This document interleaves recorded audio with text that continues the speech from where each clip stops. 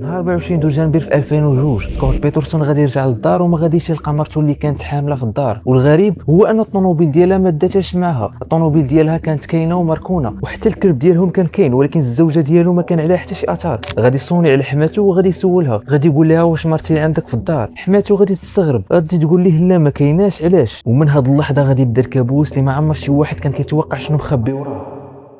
السلام عليكم الاخوان، كنتمنى انكم تكونوا بخير ان شاء الله. وبغيت نقول لكم باللي هذا الفيديو كان المفروض انني نحطه لكم ب4 ايام قبل، والسبب اللي خلاني نتعطل هو انني للاسف ساعتين وانا كنسجل، فمن بعد كنكتشف ان المايك ما خدامش، فماشي مشكل. كنتمنى انكم تفاعلوا مع هذا الفيديو، فما نطولش عليكم، فنبداو القصه ديالنا. باش نفهموا القصه خصنا نعرفوا شكون هي ليسي وسكوت. القصه بيناتهم بدات ملي ليسي كانت في الفتره ديال الدراسه، كانت كتمشي لواحد المطعم اللي كانت خدامه فيه صاحبتها، وكانت كتمشي لتماك باش تزور الصديقه ديالها. وفي نفس هذاك المطعم كان خدام واحد الشاب اللي سميتو سكوت بيرسون ولا بيترسون. تماك ليسي كانت كتشوف سكوت، صافي تماك في كانوا كيشوفوا بعضياتهم حتى غادي يبدا الاعجاب بيناتهم وغادي تكبر العلاقه. من بعد غادي يتزوجوا وغادي يستقروا في واحد المنطقه اللي سميتها مودوسو. في الاول هما كانوا متفقين انهم ما يولدوش دابا حتى يقادوا الامور ديالهم ويستقروا ويشريوا دار، ولكن حتى سنه 2002 قرروا انهم يتخذوا هذه الخطوه. ليسي غادي تحمل، وملي عرفت راسها حامله كانت فرحانه بزاف. صافي غادي يكشفوا على الجنس ديال الجنين ديالهم وغادي يعرفوا انه ولد، وكانوا فرحانين ومتحمسين ليه بزاف لدرجه انهم سموه قبل ما يتولد، سموه كونر. والاطباء حددوا لها حتى تاريخ ديال الولاده. في اواخر ديال دجنبر ليسي كانت قريبه بزاف انها تولد، ما بقاش لها بزاف، كانت في الشهر الثامن. في الدار ديالها وعائلتها كانوا كاملين متحمسين يشوفوا هذا الولد. ولكن حتى نهار 24 دجنبر كلشي غادي يتبدل. الليله ديال 23 دجنبر مع 8:30 ديال الليل ليسي غادي تتصل بالام ديالها. الهضره بيناتهم كانت عاديه، الام ديالها سولتها على صحتها، وكانوا كيهضروا على التحضيرات ديال العيد، حيت هما كان عندهم العيد ديال كريسماس، فكانوا كيهضروا على ديك التحضيرات وكيفاش يوجدوا العيد. صافي غادي يساليو المكالمه على اساس انهم غادي يتلاقاو غدا في العشاء، غادي يتعشاو عندهم، حيت غد لي كان العيد ديالهم اللي كما ذكرت لكم قبل، العيد ديال كريسماس. فهما ديما في العيد ديالهم كيتجمعوا كما حنايا في العيد ديالنا كنتجمعوا، حتى هما العيد ديالهم كيتجمعوا كيتعشاو. صافي غد لي غادي يبدا الصباح ديال 24 دجنبر. ليسي كانت فايقه بكري، فكانت كتنقي الدار وبدات كتقاد في التحضيرات ديال العيد، وقالت راجلها سكوت بلي غتخرج الكلب ديالهم وغادي تمشيه في الحي. صافي فاش غادي توصل 9:30 ديال الصباح سكوت غادي يخرج من الدار وقال لها بلي غيمشي لباركي لي مارينا تما باش يجرب واحد القارب ديالو كان شريه جديد، غادي يمشي تماك باش يصيد. في نفس هذاك الصباح الجاره ديالهم كيرين غادي تلاحظ واحد الحاجه غريبه، غادي تلقى الكلب ديالهم كان مربوط من العنق ديالو، يعني عنده ديك السلسله ديال العنق ديالو، ولكن كان كيدور بوحدو، ما كان معاه حتى شي واحد كيدور في الحي. غادي تشد الكلب وغادي تردو للجرده ديال الدار ديال ليسي، وغادي تسد عليه الباب. صافي ورجعت لدارها. صافي حتى غادي توصل ديك 5 ديال العشيه سكوت غادي يرجع للدار ديالو، ولكن ما غاديش يلقى ليسي في الدار، غيصوني عليها ما كتجاوبش. الغريب في الامر هو ان الطوموبيل ديالها كانت كاينه وحتى الكلب كان كاين. فغادي يصوني على حماته اللي هي الام ديال ليسي وغادي يسولها واش ليسي عندك؟ غادي تجاوبوا بالله راه ما كايناش عندي. غادي يقول لها بالله راه الطوموبيل ديالها كاينه. غادي تقول لي صوني على الاصدقاء ديالها وسولهم. فسكوت هذاك الشيء اللي غادي يدير، غادي يصوني على صحابات ليسي كاملين وغادي يبدا يسولهم. فمع ذلك ما غاديش يلقاها، فغادي يخرج للشارع وغادي يبدا يدق على الجيران كاملين ويسولهم على شي واحد فيهم واش شافها فين مشات. فحتى شي واحد في الجيران ما شافها فين مشات ولا فين كاينه. فالام ديالها غادي تبدا تتصل بالاقارب والعائله وتسولهم، وكانت خايفه عليها بزاف، ومن طبيعي انها تكون خايفه عليها، مرا حامله وقريبه تولد وما عارفينهاش فين مشات. المهم ظروف دقائق قليله العائله والاقارب والصحاب كاملين وصلاتهم الخبار، وكاملين جاو للدار ديال ليسي وسكوب وبداو كيقلبوا حتى هما. واحد الحاجه غريبه هو انهم غادي يلقاو الصاك ديال ليسي كاين اللي فيه السوات والبطاقات ديالها، وهاد الاغراض اللي ضروريه اي واحد كيكون هازهم معاه. غادي يقلبوا وما غاديش يلقاوها. صافي هنا غادي يعرفوا بلي شي حاجه ماشي هي هذيك. فالام ديالها غادي تقول راجلها يعيط على البوليس. البوليس غادي يوصلهم بلاغ ان ليسي بيرسون اختفت في ظروف مقلقه. البوليس غادي يوصلوا للدار وحتى هما غادي يبداو يقلبوا في المنطقه. غادي يلاحظوا بلي ما كاين حتى شي اثار ديال الدخول بالقوه. صافي غادي يجلسوا مع راجلها سكوت وغادي يبدا يسولوا في التفاصيل على اخر مره شافها. غادي يشرح لهم بلي هذاك النهار مشى لبريك لي مارينا باش يصيد تما، وغادي يسولوا واش كانت بيناتكم شي خلافات زوجيه. وسكوت غادي ياكد لهم بلي كانت حياتهم عاديه ومستقره وما كانت بيناتهم حتى شي مشاكل. المهم داز تقريبا واحد 6 ايام والبوليس باقي ما لقاوش ليسي، وحتى شي واحد ما عارف فين كاينه. الخبر انتشرت وكلشي ولا عارف الاختفاء ديال ليسي بسبب التغطيه الاعلاميه الضخمه في كاليفورنيا. حتى غادي يوصل نهار 30 دجنبر في 2002. هذا النهار بالضبط غادي توصل واحد المكالمه المكالمه اللي غتقلب القضيه كامله. المهم في هذه اللحظه البوليس كانوا مازالين كيقلبوا على ليسي كامراه مفقوده. ففي هذاك النهار البوليس غادي توصلهم واحد المكالمه من عند واحد المراه سميتها امبر، غادي تقول لهم بلي شافت القضيه ديال الاختفاء ديال ليسي في التلفازه والاخبار. قالت لهم راجل ليسي اللي هو سكوت بيترسون راه كان معاها في علاقه عاطفيه وهي ما كانتش عارفه انه مزوج. كان كيقول لها في الاول بلي هو عمره تزوج وما عندوش الاولاد. هذه المعلومه كانت كافيه باش تصدم البوليس، حيت سكوت كان كياكد لهم في الاستجوابات الاولى بلي حياته الزوجيه مع ليسي كانت مثاليه وما فيهاش المشاكل. في نفس النهار البوليس غادي يمشيو عند امبر وغادي يجلسوا معاها وغادي يديروا معها استجواب رسمي. امبر وراتهم الصور والادله اللي كيثبتوا العلاقه ديالهم وغادي تعاود لهم على كاع التفاصيل على كيفاش تلاقات معاه.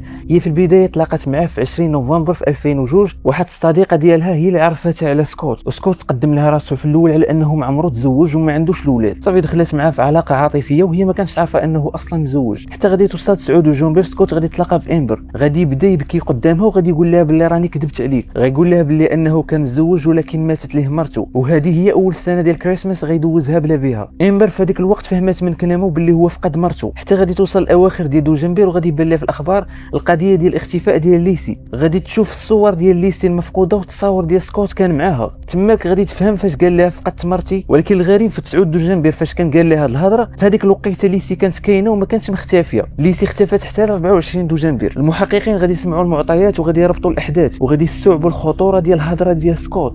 فالبوليس غادي يطلبوا من امبر انها تعاونهم وهذا الشيء ما تقولوا لحتى شي واحد وتبقى على تواصل مع سكوت وما تحسسوش باللي راه كاينه شي حاجه. امبر وافقات واتفقات مع البوليس. فالبوليس غادي يبداو يسجلوا المكالمات اللي كانت غادي تكون بيناتهم ليله 21 دجنبر في 2002 ليله ديال راس السنه في مدينه مودوستو. العائله ديال ليسي ومئات ديال السكان كانوا مجمعين في الشارع ومنظمين واحد الوقفه بالشمع كيدعيو وكيطلبوا باش ترجع ليسي بخير. سكوت حتى هو كان حاضر وسط هذوك الناس، ولكن في وسط هذيك الوقفه سكوت غادي يبعد عليهم واحد شويه وغادي يجبد التليفون ديالو وغادي يتصل بامبر. وكيف ما ذكرت لكم من قبل ان امبر كانت متفقه مع البوليس باش تسجل كاع المكالمات ديالها مع سكوت. المهم بدات الهضره بيناتهم وكانت كتهضر معاه عادي بحال ما وقع حتى شي حاجه. سكوت غادي يقول امبر انا ما كاينش في امريكا دابا، انا راني مسافر لفرنسا وكاين في باغي كنحتفل بالراس السنه مع الاصدقاء ديالي الاوروبيين. والغريب هو علاش كذب عليه هذه الكذبه، وهو ما كانش في فرنسا كان باقي في كاليفورنيا. المحققين فاش غادي يسمعوا التسجيل غادي يتاكدوا بلي سكوت كان كيقول هضره ماشي صحيحه لامبر، كذب عليها في خصوص انه كان في فرنسا وهو راه كان في امريكا. المهم في الايام الاولى ديال شهر يناير في 2003 المكالمات بين امبر وسكوت كانت باقيه مستمره، والبوليس ديما كيعطيو لامبر توجيهات كيقولوا لها ما تواجهيش سكوت بالاختفاء ديال ليسي نهائيا، خليه هو اللي يهضر وهو اللي يكذب، وحاولي تجري في الهضره على العلاقه ديالكم وعلى المستقبل. المهم امبر وسكوت بقاو كيهضروا مع بعضياتهم حتى نهار 6 يناير في 2003 غادي يعترف ليها باللي كان كيكذب عليها بخصوص السفر، وغادي يقول لها ان ليسي هي مرته وانها اختفت. فسكوت كان كيحاول يشرح لامبر علاش كذب عليها، ولكن ما كانش كيعطيها حتى شي اعتراف بانه هو المسؤول على الاختفاء ديال ليسي. حتى غادي يوصل نهار 24 يناير امبر بالتنسيق مع البوليس قررت تخرج للعلن وتقول للناس كاملين انها كانت في علاقه مع سكوت. غادي تمشي لمؤتمر صحفي رسمي بحضور كاع وسائل الاعلام، غادي توقف قدام الكاميرات وغتقول للصحافه كاملين انها كانت في علاقه مع سكوت بيترسون وما كانش عارفه انه مزوج. وفاش شافت الاخبار عرفت الحقيقه، وبمجرد ما عرفت الحقيقه غادي تعيط على البوليس وغادي تتعاون معاهم. امريكا كامله تصدمت بالخصوص العائله ديال ليسي من بعد ما تفرشت العلاقه السريه والاكاذيب ديال سكوت. وصراحه ماشي سهل عليهم انهم يتقبلوها، حيت كيشوفوا الانسان اللي كانوا كيتشكوا فيه وكان مزوج بليسي وكانوا مزوجين عن حب وهو كان كيخونها. ولكن رغم هذه المعلومات كامل ما كانش هادشي بوحدو كافي باش يعطي واحد الجواب على السؤال الاكبر، فين هي ليسي؟ البوليس غادي يحطوا سكوت بيترسون تحت المراقبه 24 ساعه على 24 ساعه، كانوا متبعين كاع التحركات ديالو. وفي شهر فبراير في 2003 المحققين غادي يلاحظوا واحد التصرف غريب بزاف في سكوت. بزاف ديال المرات كان كيمشي بالطوموبيل ديالو للمرسى ديال بروكلي، نفس البلاصه اللي ذكرت لكم من قبل، البلاصه اللي كان قال البوليس اول نهار باللي مشى يصيد فيها نهار 24 دجنبر، النهار اللي اختفات فيه ليسي. فسكوت اش كان كيدير؟ فسكوت كان كيوصل تما وكيوقف وكيبقى يشوف في الماء لمده طويله، ما كيدير حتى حاجه، كيمشي لتما كيبقى يشوف غير في الماء. صافي من بعد كيرجع بحالو حتى غادي يوصل المنتصف ديال شهر ابريل في 2003 غادي تضرب واحد العاصفه بحريه قويه بزاف في المنطقه ديال الخليج سان فرانسيسكو. هاد العاصفه كانت كافيه باش تخرج السر اللي كان مدفون لايام طويله في قاع البحر. واحد جوج ديال الاشخاص كانوا كيتمشاو مع الكلب ديالهم في المنطقه ديال بوينت ايزابيل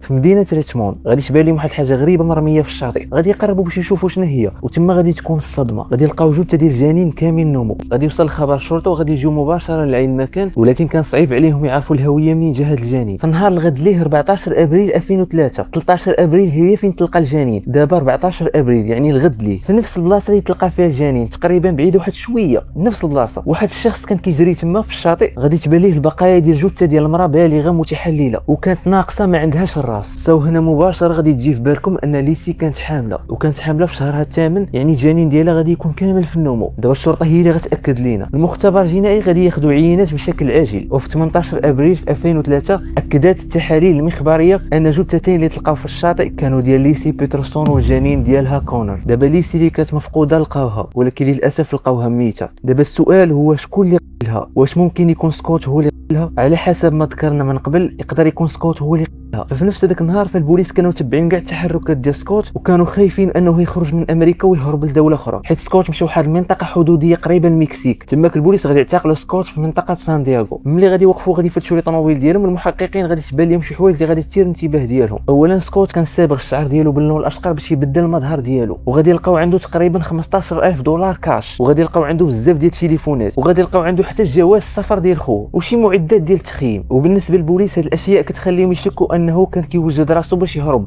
خصوصا انه تشد في منطقه قريبه بزاف الحدود المكسيكيه. حتى سنه 2004 غادي تبدا المحاكمه ديالو، ولكن غادي تسولوني واش سكوت هو اللي قتل ليسي بعدا باش تبدا المحاكمه ديالو. الادله القويه اللي قدمها الادعاء العام كتثبت ان سكوت هو اللي قتل ليسي. اول حاجه هو المكان اللي تلقات فيه الجثه ديال ليسي والجنين ديالها، في نفس المنطقه البحريه اللي قريبه من اللايس اللي سكوت كان كيقول باللي كان كيمشي كيصيد ليها في نهار 24 دجنبير. وثاني حاجه هو العلاقه ديالو بامبر، الكذبه اللي كان كذب سكوت على امبر بخصوص الزواج ديالو. وعاد زيد الادله الماديه، كانت كاين واحد الادله مرتبطه بالقارب ما ذكرتهاش لكم في الاول. هاد الادله كانت في البدايه ديال التحقيق ما ذكرتهاش لكم باش ما نحرقش عليكم المراحل. المحققين غادي يدخلوا المستودع ديال سكوت. فالمستودع بحال قلتي شي كراج صغير هو اللي كيبقى يخزنوا فيه داكشي الماتريال ديالهم، رويضه شي حاجه بحال هكا. المهم غادي تكونوا عرفتوا شنو هو المستودع. المهم في هذاك المستودع كان كاين القارب، فداك القارب غادي يلقاو الشعر ديال ليسي، وغادي يلقاو حتى المرسات. المهم المرسات هي ديك الحاجه اللي كتكون ثقيله لاصقه في القارب اللي كيرميوها في البحر باش هذاك القارب يبقى ثابت في البحر ما يبقاش يتحرك. فديك المرسات كانت مصنوعه في السيما، وكانوا لقاوها في المستودع، ولقاو حتى الاكياس ديال السيما. فقالوا يمكن صنع شي وحده من هذوك المرسات واستعملها باش يغرق ليسي، يعني يكون ربطها في ليسي ولا في الماء باش تغرق، حتى ديك المرسات كتكون ثقيله وغادي تغرق ليسي لتحت. ولكن ما نقدرش نقولوا ان الادعاء اثبت ان هذه المرسات هي اللي استعملت في الاغراق ديال ليسي، حيت السبب ديال الوفاه ديال لاسي ما قدروش يحددوه بشكل قاطع. 12 نوفمبر في 2004 غادي يتم الادانه ديال سكوت بيترسون بجريمه القتل من الدرجه الاولى بحق ليسي، والقتل بالدرجه الثانيه بحق الجنين. وفي 16 مارس 2005 غادي تصدر حكم بالاعدام. صافي غادي يبقى سكوت في السجن حتى 2020. المحكمه العليا في كاليفورنيا غادي تلغي العقوبه ديال الاعدام، ولكن غادي تخلي الاحكام ديال الادانه بالقتل حتى 8 دجنبير في 2021 غادي تعاود الحكم بالسجن مدى الحياه. ولكن غادي تسولوني واش سكوت اعترف بالقتل؟ لا، سكوت بيترسون ما اعترفش رسميا بقتل ليسي من نهار ديال الاختفاء ديالها، وحتى لدابا باقي كينكر انه قتلها، وحتى في التصريحات ديالو الاخيره مازال كيقول بلي انه بريء.